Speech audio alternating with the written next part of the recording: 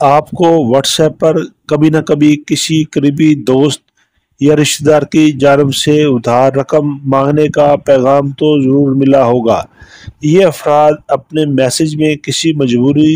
یا ایمرجنسی کا تذکرہ کرتے ہیں اور فی الفور رقم کا تقاضا کرتے ہیں، اور ساتھ ہی وہ چینل بھی بتلایا جاتا ہے جس کے ذریعے آپ کو انہیں یہ رقم فوری ٹرانسفر کرنی ہوتی ہے۔ مجھے بھی چند روز قبل میری ایک یونیورسٹی فیلو کے نمبر سے واٹس ایپ پر پیغام موصول ہوا۔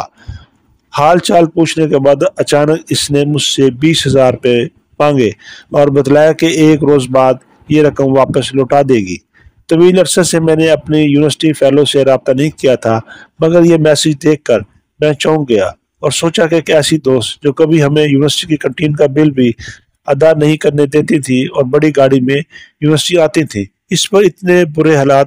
کیسے آ گئے۔ ابھی میں یہ سوچ ہی رہا تھا کہ ہمارے دوستوں کے مشترکہ واٹس ایپ گروپ میں کسی نے اطلاع دی کہ عظمیٰ فرزی نام کا واٹس ایپ اکاؤنٹ ہیک ہو چکا ہے اور اس سے رقم کا تقاضا کیا جا رہا ہے، لہٰذا اسے کوئی رقم جو ہے وہ نہ بھیجے۔ پھر دوستوں کے اس گروپ میں کسی نے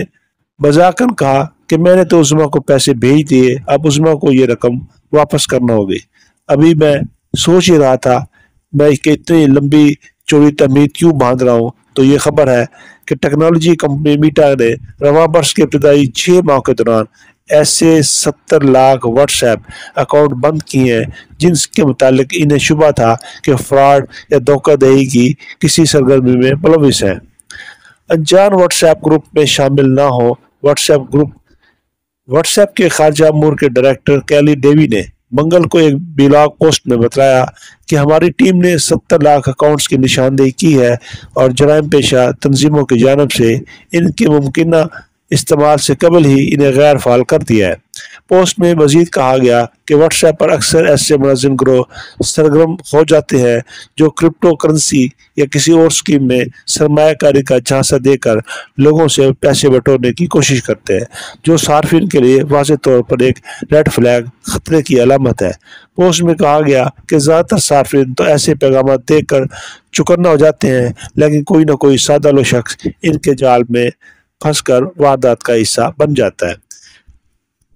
کلیئر ڈیوی کے بقول واٹس ایپ صارفین کو کسی بھی ایسے واٹس ایپ گروپ کا حصہ بننے سے گریز کرنا چاہیے جس کے اراکین کو وہ جانتے نہ ہو۔ انہوں نے تجویز دی کہ اگر کوئی آپ کو غیر مانوس گروپ میں ایڈ کر رہا ہے یا سرمایہ کاری کے عوض بڑے منافع کا لالچ دے رہا ہے تو سمجھ جائیں کہ یہ دھوکہ دہی کا معاملہ ہو سکتا ہے۔ لیکن میٹا نے یہ نہیں بتلایا کہ کس ملک کے کتنے صارفین کے اکاؤنٹس بند کیے گئے ہیں۔ تاہم وفاقی تحقیقاتی ادارہ FIA کے سائبر کرائم ونگ کے سابقہ ایڈیشنل ڈائریکٹر پنجاب سجاد مصطفیٰ باجوہ کہتے ہیں کہ ماضی میں واٹس ایپ جن اکاؤنٹس کو بند کرتا رہا ہے ان میں پاکستان، انڈیا، تھائی لینڈ جیسے ممالک بھی شامل ہیں۔